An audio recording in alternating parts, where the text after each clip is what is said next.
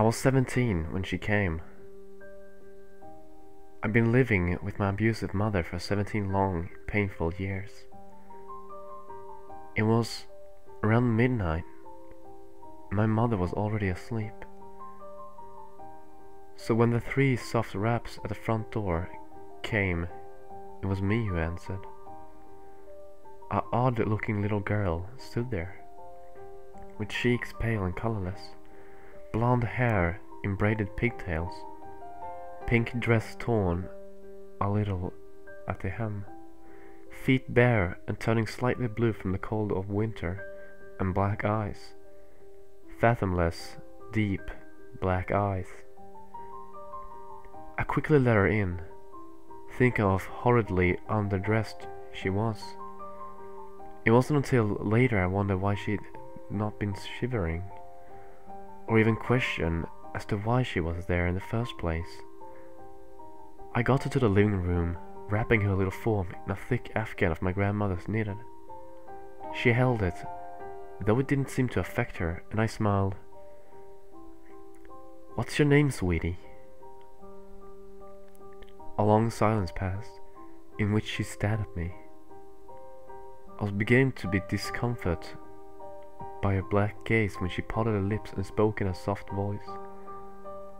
"Lacey Morgan." I nodded, smiling again.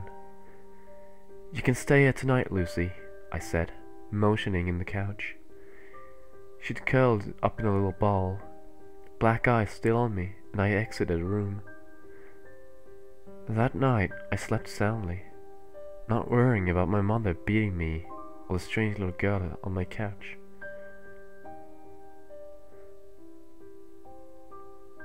When the morning came and I trudged into the kitchen, I was greeted with a coffee mug to the shoulder.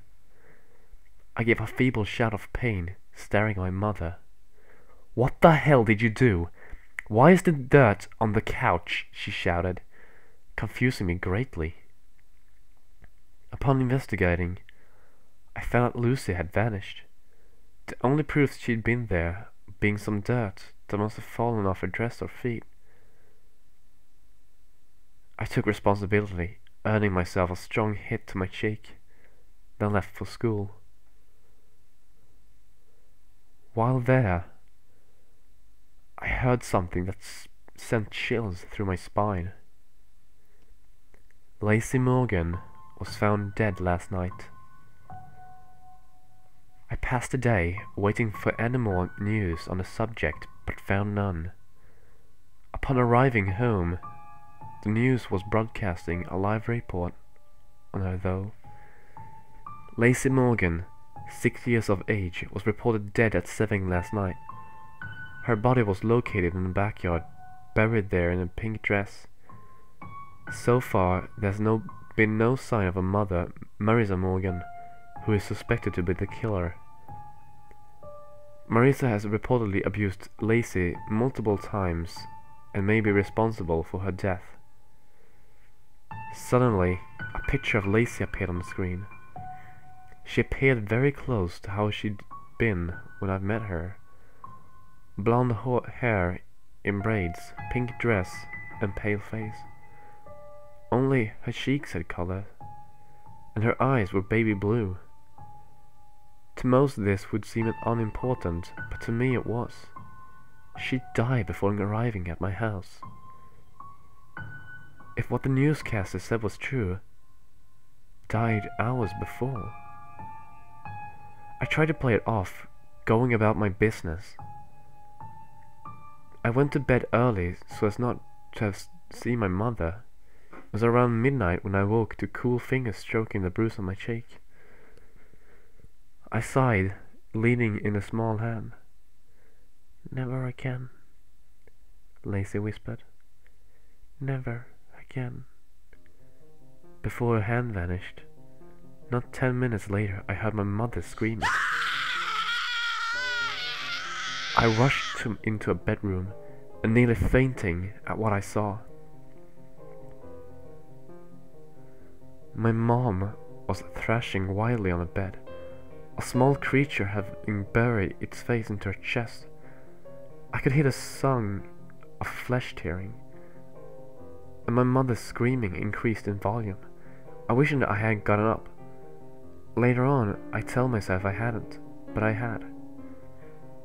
So, when Lucy pulled back from the gaping hole in my mother's chest cavity, I had a plain view of her razor-sharp teeth glinting in the light, glinting with my mother's blood. She smiled innocently at me for a moment, before swiftly tearing out my mother's jugular. That time I did faint. When I came to, I was in my bed. I walked to my mom's room, morbid curiosity getting the best of me.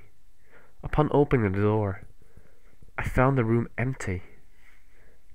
The bed made neatly, as if my mom had left for work early.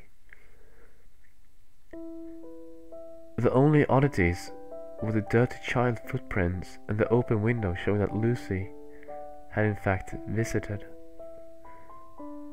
I never saw my mother again, and I never missed her either. I eventually got married and we had a child together. I named her Lucy. Recently, I noticed the neighbor's daughter has all sorts of scrapes and bruises on her arms. I've started watching their home, and the other day I saw something odd. A little girl running barefoot through the backyard up to the back door. It was around midnight, so I couldn't be for sure, but I thought she met my eyes with the black ones, and I could swear she mouthed 2 words at me. Never again.